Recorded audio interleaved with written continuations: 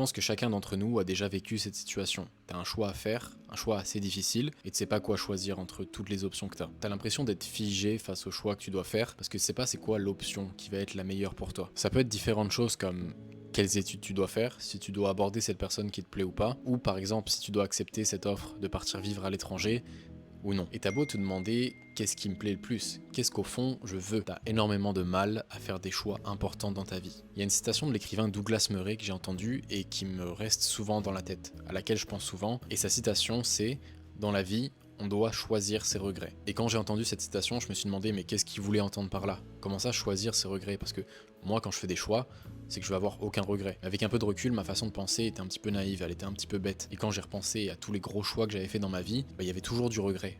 Peu importe, même si c'était la décision la plus optimale pour moi, il y avait toujours du regret de ne pas avoir tenté l'autre option. Il faut savoir que quand tu fais un choix, le regret est inévitable. C'est pas quelque chose que tu peux t'empêcher de vivre. Parce que la vie, c'est pas un jeu vidéo. Tu peux pas sauvegarder, prendre la route A, revenir sur ta sauvegarde et prendre la route B pour savoir lequel est le plus optimal. On peut pas split test la vie comme un jeu vidéo. Imagine ton rêve c'est d'ouvrir une boutique de vêtements. Et donc tu as deux choix qui s'offrent à toi. Soit le premier choix, tu décides d'ouvrir la boutique de vêtements, mais tu risques d'échouer, de te mettre un petit peu dans le mal si ça fonctionne pas. Le deuxième choix, c'est de pas ouvrir la boutique de vêtements, ne pas prendre les risques, ne pas échouer. Et donc peu importe le choix que tu vas faire, que ce soit ouvrir la boutique ou pas l'ouvrir, tu vas avoir des regrets. Et cet exemple-là me permet de te donner un cadre intéressant, je trouve, pour faire tes décisions importantes dans ta vie. C'est qu'il faut se poser la question, quel regret je suis prêt à supporter dans ma vie?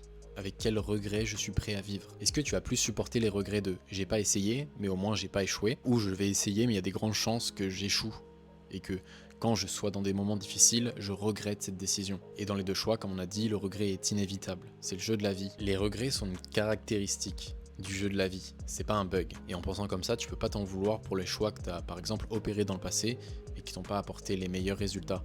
Parce que tu as fait avec ce que tu avais, tu as fait avec les meilleures informations que tu avais à disposition. Et que même si aujourd'hui il y a des choix que tu regrettes beaucoup, tu peux te pardonner. Je sais que pendant un moment, je m'en voulais énormément. J'en voulais énormément au moi du passé, qui jouait beaucoup aux jeux vidéo, qui avait choisi de plus se renfermer sur lui-même. Je trouvais que j'avais en quelque sorte gâché ma jeunesse à jouer aux jeux vidéo, à pas assez sortir, à pas assez profiter, à pas assez faire de nouvelles expériences. Et dernièrement, je suis reparti vivre un petit peu chez mes parents pendant quelques semaines et j'ai plus aucun ami qui vit dans la ville dans laquelle je vivais. Je me suis senti un petit peu plus seul et ce que j'ai fait, c'est que j'ai réinstallé les jeux auxquels je jouais à l'époque et j'ai contacté mes potes pour qu'on se refasse des parties. Alors que ça faisait 2 ans que j'avais pas touché à un jeu vidéo. Et jour après jour, je me suis revu tomber dans ce pattern dans lequel j'étais à l'époque, de lancer des parties avec des potes quasiment tous les jours. Les choix que le moi du passé avait fait et que le mois d'aujourd'hui critiqué, j'ai pu prendre un petit peu de recul parce que quand je me suis remis dans les bottes du mois passé, après ces quelques semaines-là, j'ai réalisé que j'avais trop jugé le mois passé pour les choix qu'il avait fait, que je le jugeais trop pour le fait d'avoir joué aux jeux vidéo